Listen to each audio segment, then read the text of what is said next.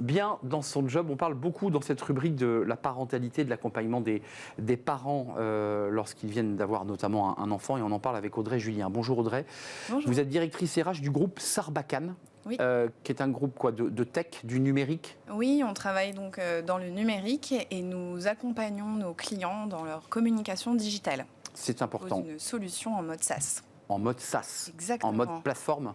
Exactement. C'est ça. Le software.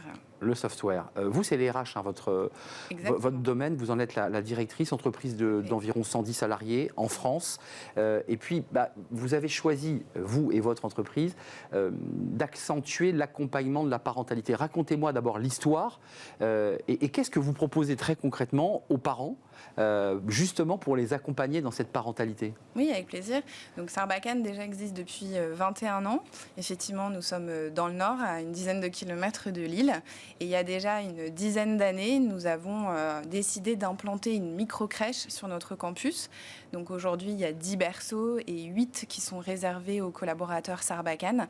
Donc finalement, cette décision d'ouvrir des places en crèche a lancé notre démarche de qualité de vie, conditions de travail, etc. Ça veut dire qu'on vient déposer son enfant à côté de l'entreprise ou sur le site et on va... 20 mètres. C'est extrêmement pratique pour le coup. Tout à fait. On a donc ces parents qui sont ravis d'avoir ce service, puisque effectivement c'est un gain de temps. Le matin, ils n'ont pas besoin de faire domicile, crèche, travail. C'est vraiment au même endroit, donc plus de sérénité, de confort. Et forcément, ils sont moins anxieux si jamais leur enfant est malade, par exemple. Et je fais une petête parenthèse parce qu'il y a plein d'autres choses dont on va parler, mais est-ce que la maman ou le papa d'ailleurs peut comme ça, à la pause du midi, aller faire un petit coucou à son enfant? Enfin, je veux dire, c'est tout à fait autorisé. Après, il y a même un petit jardin, donc je sais que parfois, en fonction de l'emplacement de son bureau, on peut voir les enfants gambader. Ouais. Et ils sont parfois invités sur le campus aussi. Il y a déjà eu des visites d'enfants au moment de Mardi Gras. Ils se baladent déguisés dans les locaux. Alors, allongement du congé paternité, ça c'est une loi, hein, c'est pas vous qui l'avez créé, mais 100% pris en intégralité, pris en charge en intégralité pour le congé de paternité ou le second parent, parce qu'il faut évoquer évidemment la question des seconds parents. On va en parler dans le cercle RH dans quelques instants d'ailleurs. Ça aussi, c'est un retour positif et on va parler de la marque employeur. Est-ce que les salariés vous disent, oui, pour nous, c'est un plus, quoi, il n'y a pas de doute? Oui, après, notre rôle, nous, côté RH, c'est bien sûr lorsque un parent nous annonce qu'il va bientôt accueillir un enfant, c'est déjà d'accueillir cette nouvelle très positivement, en disant bravo, félicitations, et non de dire au secours, comment va-t-on s'organiser. Ouais, c'est vrai. Déjà ça commence par là. Ça commence là, à ce moment-là, en fait, pour libérer la parole, et puis ensuite d'exposer les droits.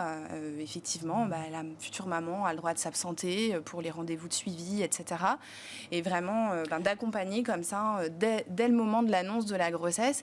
Et puis par rapport au congé, effectivement, paternité ou second parent, je trouve que c'est vraiment... Combien de jours là? On est passé de combien à 28. À 28, c'était 11 jours. Exactement. On est passé à 28. Hein. Voilà. Et pour l'instant, tous les parents qui l'ont pris en intégralité. Donc je trouve que c'est vraiment... Parce qu'avant, vous vous rappelez, on ne les prenait pas, les congés paternité. Voilà. Et donc, ça crée d'autant plus l'inégalité homme-femme, qui déjà se creuse par plein d'autres sujets, comme par exemple, on est plus souvent sur la maman qui réduit son temps de travail, etc. Donc, au moins, l'allongement du congé second parent permet de réduire les inégalités et baisse la charge mentale, par exemple, de la mère. Voilà, c'est une mesure très positive en tout cas. Chèque vacances, ça c'est important. On a mis en place cette année. Ça, c'est la nouveauté. Dans notre politique, effectivement, rémunération. Ça, c'est géré par l'entreprise ou c'est le CE qui gère? Avec notre CSE, on est d'accord, le CSE. Oui, mais bien sûr, impulsé par toute l'équipe. Nous sommes d'accord. RH. Ça, c'est le dialogue social dans l'entreprise. Concrètement, là, le retour qualité, le retour productivité, parce que vous offrez des conditions de parentalité, d'accueil des enfants optimales. Est-ce que derrière, vous avez aussi un retour de qualité des collaborateurs et de fidélité? Parce que dans la tech, c'est important. Oui, à nous, bien sûr, d'aller les solliciter pour à chaque fois demander s'il y a des améliorations, si tout se passe bien, etc. On fait aussi ce qu'on appelle, par exemple, un entretien de retour suite au congé maternité ou suite au congé parental pour recueillir les impressions, justement.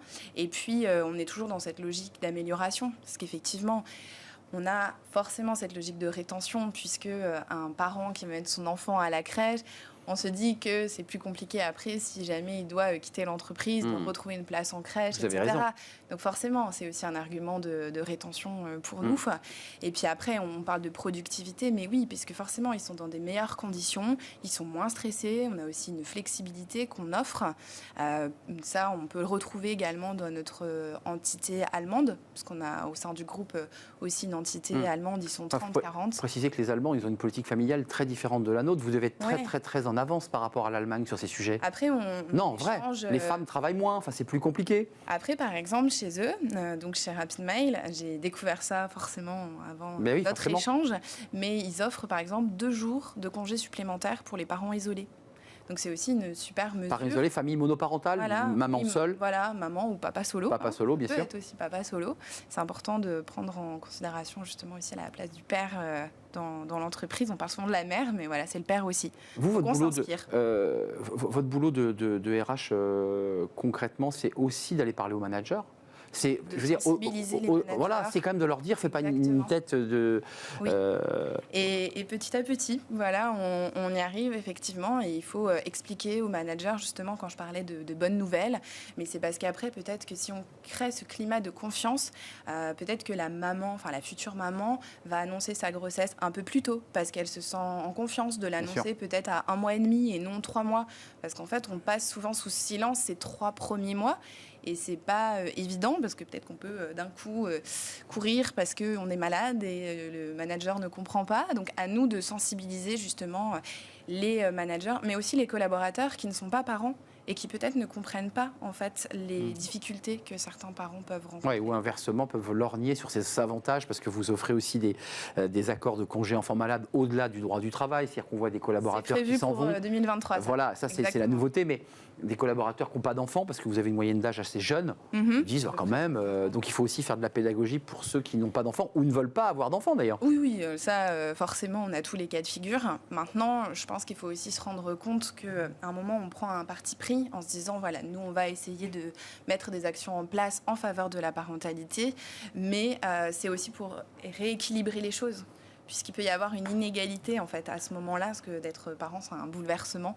Et puis nos collaborateurs qui ne sont pas parents, ils ont d'autres choses. On a des cours de crossfit, de yoga pour les sportifs. Une belle entreprise où, en tout cas, vous donnez envie d'y pousser la porte, parce que c'est aussi tout l'enjeu d'une entreprise, c'est de donner envie aux collaborateurs de se lever le matin et de s'engager pour leur entreprise. Sarbacane, 110 collaborateurs à M, en banlieue lilloise. Et merci Audrey Julien, RH, DRH, directrice des ressources humaines de cette entreprise. Et vous étiez l'une des intervenantes de l'Human Day, c'était il y a quelques semaines. Merci de nous avoir rendu visite. Merci beaucoup. Bon retour dans le nord de la France, cette bien belle région. Smart Philo, on parle de l'IA. Les RH sont concernés par l'IA, l'intelligence artificielle. Est-ce qu'ils prennent la place des décideurs et des RH? Ça, c'est une question et on en parle dans Smart Philo.